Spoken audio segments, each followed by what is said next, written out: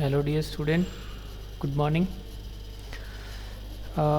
तो today we will discuss about the syllabus of the class 10th, है ना। क्योंकि अभी जो आपका सीबीएसई का जो है वो सैम्पल पेपर भी आ गया है, तो उसके अकॉर्डिंग हमें ये डिस्कस करना है कि कौन से पेपर का क्या वेटेज है और उस पेपर के अकॉर्डिंग हमें कौन से चैप्टर को कितना वेटेज देना है और कितने मार्क्स के उसमें से क्वेश्चन बोर्ड जो है हमसे पूछेगा। ठीक है, तो देखिए सबसे पहले यहाँ पे आपको स्क्रीन पे कोर्स स्ट्रक्चर दिख रहा है, ये इमेज दिख रही है। इसके अंदर जैसे सीबीएसई के अंदर जो है वो टोटल 7 यूनिट सिस्टम जो है उसके अंदर सिलेबस को ब्रेक किया है, जिसमें जो आपकी फर्स्ट यूनिट है वो आपकी कितने की है, 6 मार्क्स की है। देखिए जो स्टूडेंट वीक्स है या जिन्होंने बेसिक मैथ्स के साथ में सीबीएसई 10th पास आउट करना है, उनके लिए ये बहुत ही इम्पॉर्टेंट यूनिट है, क्योंकि ये 6 मार्क्स का है। और इसमें भी देखो अभी ये नीचे जो है फर्स्ट यूनिट में कौन सा रहेगा, ओनली आपका 1 यानी फर्स्ट वाला जो चैप्टर है वही इसके अंदर है, यानी इस यूनिट के अंदर ओनली फर्स्ट चैप्टर है। इट मीन्स ये हुआ कि आपका जो फर्स्ट चैप्टर है रियल नंबर जो है वो आपका इस चैप्टर के अंदर रहेगा।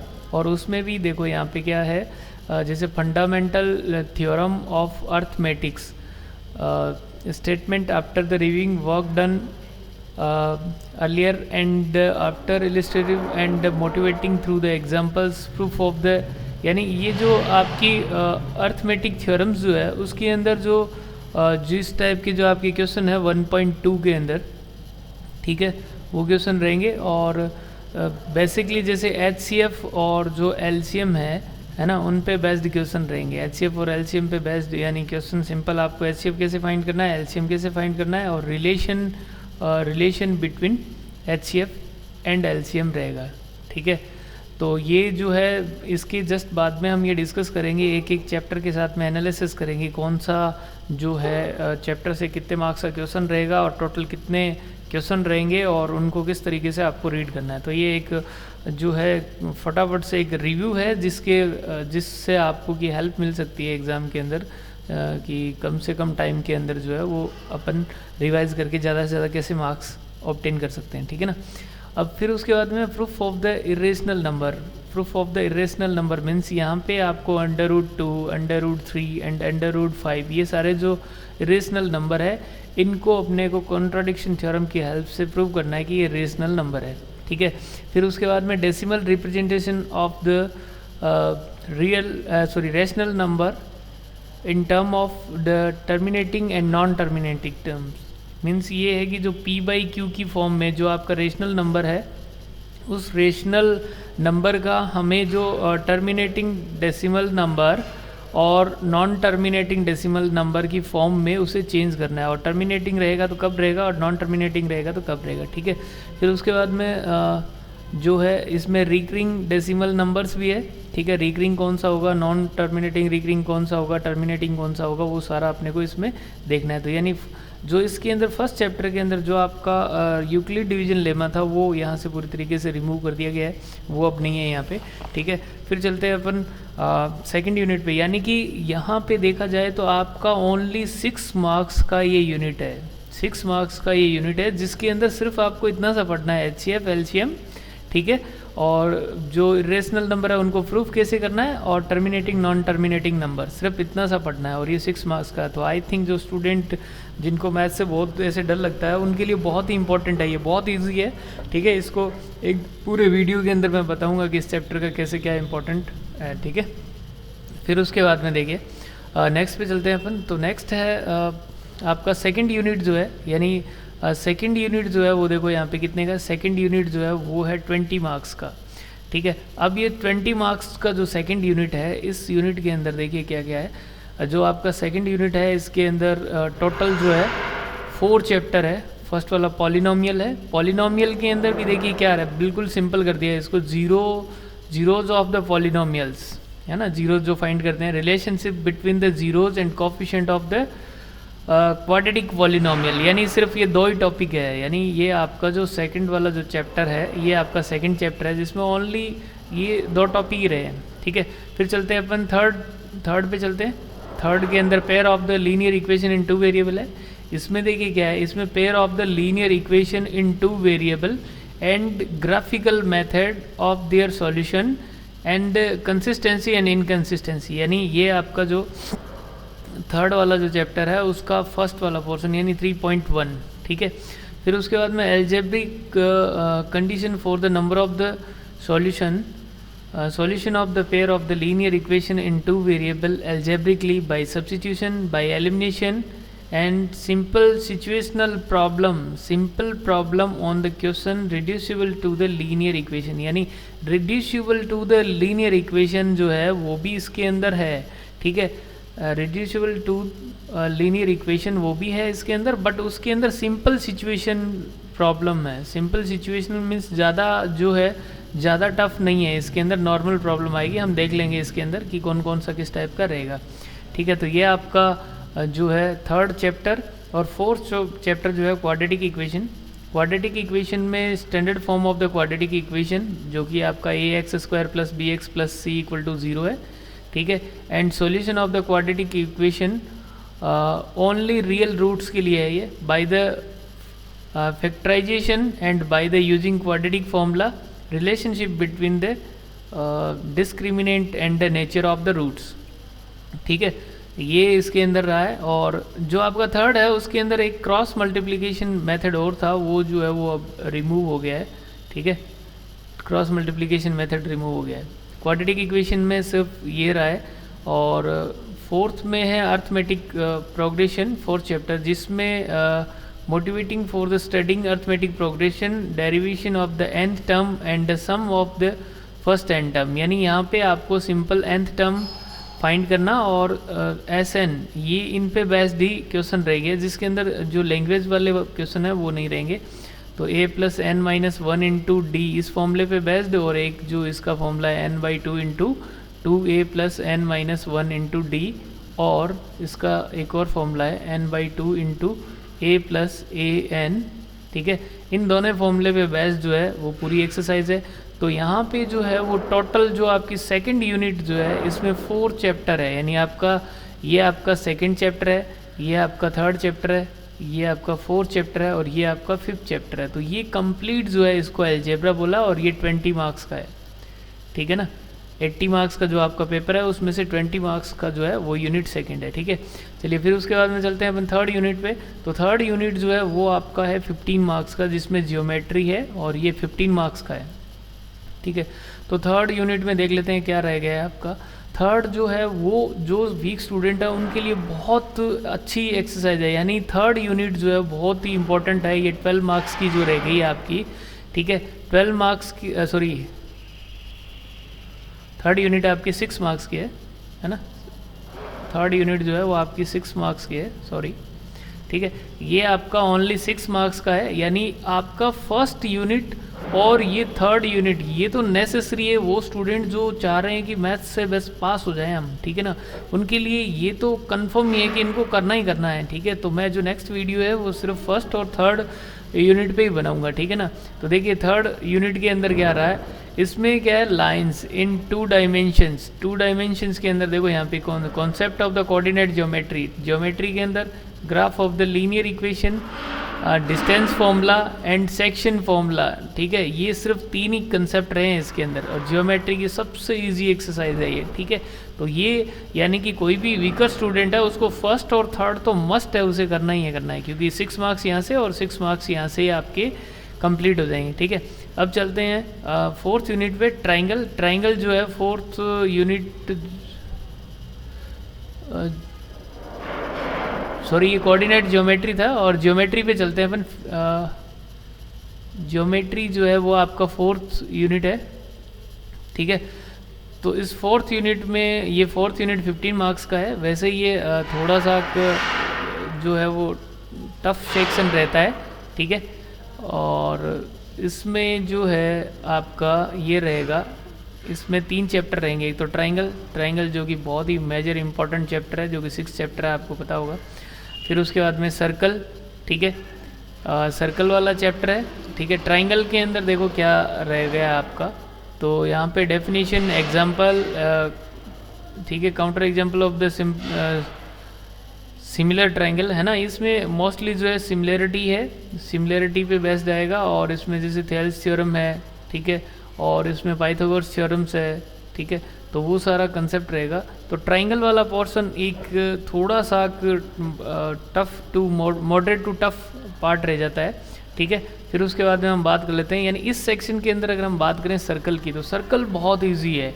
यानी इसमें जो है tangent to a circle, point of contact, and the tangent at any point of a circle is perpendicular to the radius through the point of the concept। इसका प्रूफ है। और the length of the tangent drawn from the an external point to a circle, ये दो simple सी इसमें theorem है जिसका proof है। बहुत ही सिंपल है और इन पे बेस्ड भी क्वेश्चन जो है वो बहुत ही ईजी है। तो यानी अगर कोई मॉडरेट स्टूडेंट है तो वो इस यूनिट से ये जो सर्कल वाला चैप्टर है उसको तो एटलीस्ट कंप्लीट कर ही सकता है, ठीक है।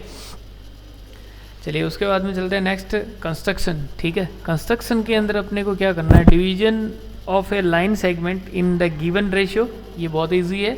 And tangent to circle from a outside of point, ये भी बहुत इजी है, ठीक है। ये भी बहुत इजी है। तो जो भी मॉडरेट स्टूडेंट है वो एटलीस्ट इस यूनिट से जो आपका सर्कल वाला और कंस्ट्रक्शन वाला चैप्टर है वो तो कंप्लीट करे ही सही, ठीक है।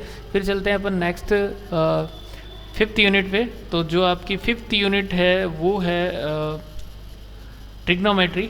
ट्रिग्नोमेट्री जो है वो 12 मार्क्स का है आपका, ठीक है। यहाँ पे ट्रिग्नोमेट्री जो है वो आपका 12 मार्क्स का है, ठीक है। इस ट्रिग्नोमेट्री की 12 मार्क्स में देखिए क्या है, फर्स्ट जो आपका 8 चैप्टर है ना, इंट्रोडक्शन टू द ट्रिग्नोमेट्री। तो इसके अंदर क्या रहता है कि trigonometric ratio of an acute angle of A right angle triangle, proof of their existence, value of the trigonometric ratio of 30 degree, 45 degree, 60 degree, relationship between the ratio and trigonometric identities जो है इसी chapter का part है। तो इसके अंदर जैसे proof of the application of the identity sin square a plus cos square equal to 1 and only simple identity to be given, ठीक है। और ये जो आपका 9th चैप्टर है, ठीक है, इस 9th चैप्टर में क्या है, यहाँ पे जो हाइट एंड डिस्टेंस वाला जो आपका चैप्टर है इसके अंदर भी सिंपल प्रॉब्लम है। और ये भी वैसे भी आपको पता है कि ये जो है वो बहुत इजी सी एक्सरसाइज है, इसमें भी लिमिटेड क्वेश्चन है। तो इसको भी अपन जो है चाहें तो सिर्फ एक सिंपल फॉर्मूला है, जैसे tan theta, generally tan theta equal to जो आपका परपेंडिकुलर बाई बेस है उसी पे बेस्ड ये पूरी एक्सरसाइज है, जिसमें जैसे कोई राइट एंगल ट्राइंगल जैसे बन रहा है तो ये हाइपोटेनियस है और ये थीटा है तो ये परपेंडिकुलर है, ये बेस है, ठीक है। यानी पूरी एक्सरसाइज जो है सिर्फ इसी कंसेप्ट पे बेस्ड है। तो अगर एक क्वेश्चन अच्छे से आप कर लेते हो तो उस पे बेस्ड यानी आगे की क्वेश्चन जो है वो आप सॉल्व कर सकते हो। तो ये भी बहुत ईजी एक्सरसाइज है। नेक्स्ट पे चलते हैं अपन। नेक्स्ट है आपका एरिया रिलेटेड टू सर्कल, यानी मैंचुरेशन जो है, ये मैंचुरेशन का पार्ट है। ये आपकी 6th यूनिट है और जो आपकी 6th यूनिट है वो 10 मार्क्स की है, ठीक है।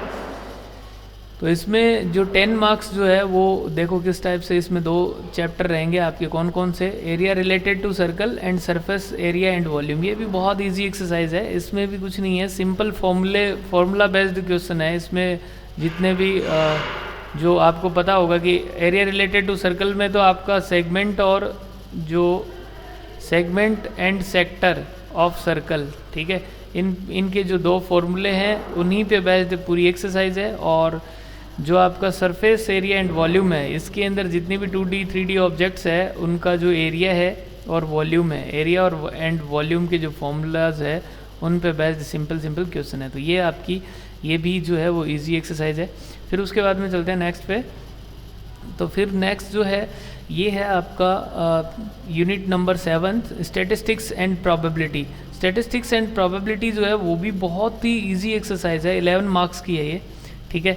तो ये आपका जो 11 मार्क्स का जो है जिसके अंदर स्टैटिस्टिक्स एंड प्रोबेबिलिटी है, तो स्टैटिस्टिक्स भी बहुत इजी एक्सरसाइज है और प्रोबेबिलिटी भी बहुत इजी है, ठीक है। इसमें भी मीन, मीडियन, मॉड, ठीक है, ऑफ ग्राफ डाटा, सिर्फ इतना ही है। इसमें भी बहुत इजी, मीन, मीडियन और मॉड तीनों को कैलकुलेट करना है। और एक जो इसका टफ पार्ट था वो इसको अब नहीं रहा है, ठीक है, वो डिलीट हो गया, ठीक है। प्रोबेबिलिटी में भी बहुत है, तो यानी बहुत इजी है। तो इसके अंदर ये दोनों यूनिट जो है वो मुश्किल से 3 to 5 डेज़ की है। अगर कोई भी स्टूडेंट अगर कंप्लीट भी करे तो देखिए, कोई भी अगर जो बिल्कुल वीक स्टूडेंट है वो भी यदि आप करना चाहें तो देखिए आपकी फर्स्ट यूनिट जो है वो बहुत इंपॉर्टेंट है जो कि 6 मार्क्स की है। सेकंड थर्ड यूनिट जो है वो उसके लिए बहुत इंपॉर्टेंट है जो कि वो भी 6 मार्क्स की है। और फिर उसके बाद में ये जो यूनिट नंबर जो 7 है, ठीक है, मैं जो सिर्फ पासिंग स्टूडेंट्स हैं उनके लिए एक वीडियो बनाने वाला हूँ जिसके अंदर ये जो है वो 11 मार्क्स की है। तो 6 6 12 और ये कितना हो गया 23 मार्क्स का हो गया। अगर कोई स्टूडेंट सिर्फ इतनी सी यूनिट को अच्छे से कवर कर लेता है तो आई थिंक वो 100% पास हो जाएगा, क्योंकि ये आपका 80 मार्क्स का ही पेपर है, ठीक है। और जो 20 मार्क्स जो रिमेनिंग है, यानी जो 20 मार्क्स है, यानी वो आपको स्कूल से यहाँ से जो भेजे जाने हैं उनमें जो है वो अलग सेक्शन जो रहता है जिसके अंदर जो टेस्ट का है, असाइनमेंट का भी है, ठीक है, लैब प्रैक्टिकल का भी है, तो लैब प्रैक्टिस का भी है। तो उसको अगर हम 20 मार्क्स को कंसीडर करें और ये 23 को कंसीडर करें तो ये 43 मार्क्स बहुत इजी है किसी भी स्टूडेंट को पास होने के लिए। तो मैं सिर्फ unit number first, unit third और यूनिट जो 7th है उस पर मैं वीडियो बना के डालूंगा, ठीक है ना। अब चलिए नेक्स्ट बात कर लेते हैं, इस थोड़ा सा फटाफट से देख लेते हैं कि अब की बार जो है वो बेसिक का पेपर कैसे रहने वाला है, क्योंकि मैंने पहले ही बोल दिया कि ये वीडियो मैं उन स्टूडेंट्स के लिए बना के डाल रहा हूँ जो स्टूडेंट्स जिनको मैथ्स में पास होने में भी प्रॉब्लम हो रही है, ठीक है। तो देखिए यहाँ पे मैथमेटिक्स बेसिक का जो पेपर जो है वो किस टाइप का रहेगा। यहाँ की ड्यूरेशन 3 आवर्स रहेगी और मैक्सिमम मार्क्स 80 मार्क्स रहेगा, ठीक है। इस पेपर में आपके 2 पार्ट रहेंगे, ठीक है, part A and part B, ठीक है।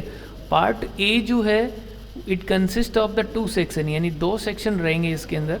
आपके सेक्शन नंबर फर्स्ट है 16 question, internal choice is provided in the 5 question. जो आपके 16 क्वेश्चन है उसमें से, यानी पार्ट ए का जो ये फर्स्ट सेक्शन है इसके अंदर 5 क्वेश्चन में चॉइस रहेगी, ठीक है।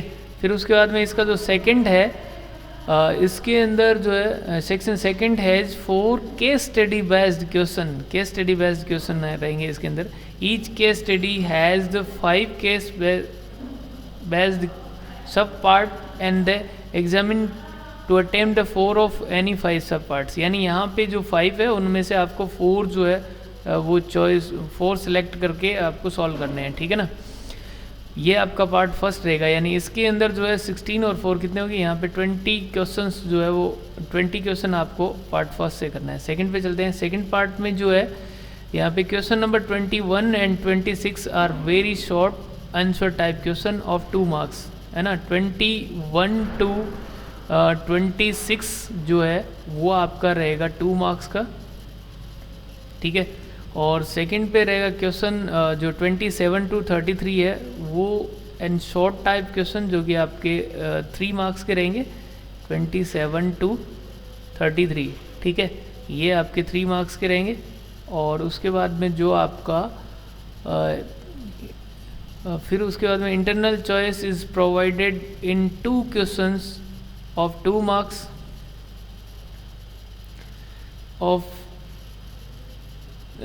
2 question in 2 marks and 2 question in 3 marks. तो जो आपका यहाँ पे जो है इसमें 2 क्वेश्चंस में इंटरनल चॉइस रहेगी आपके पास में, ठीक है। और यहाँ पे भी 2 क्वेश्चन में इंटरनल चॉइस रहेगी, ठीक है। अब चलते हैं नेक्स्ट पे, ठीक है। और अब जो आपका क्वेश्चन नंबर 34 to 36 है, ठीक है ना, यानी कितने हो गए ये 3 क्वेश्चन जो है ये 5 मार्क्स का रहेगा, ये आपका 5 मार्क्स का रहेगा, जिसके अंदर 1 क्वेश्चन में आपको इंटरनल चॉइस मिलेगी, ठीक है, यहाँ इंटरनल चॉइस रहेगी, ठीक है। तो ये एक तरह से जो है वो सिलेबस और पेपर प्लान डिस्कस था, यानी जो बहुत ही वीक स्टूडेंट है उनके लिए अब जो नेक्स्ट वीडियो में मैं यूनिट फर्स्ट और यूनिट थर्ड और यूनिट 7 जो है उस पर कंप्लीट वीडियो बना के डालूंगा और उसमें बताऊंगा आपको क्या वेटेज रहता है, ठीक है। Thank you for today.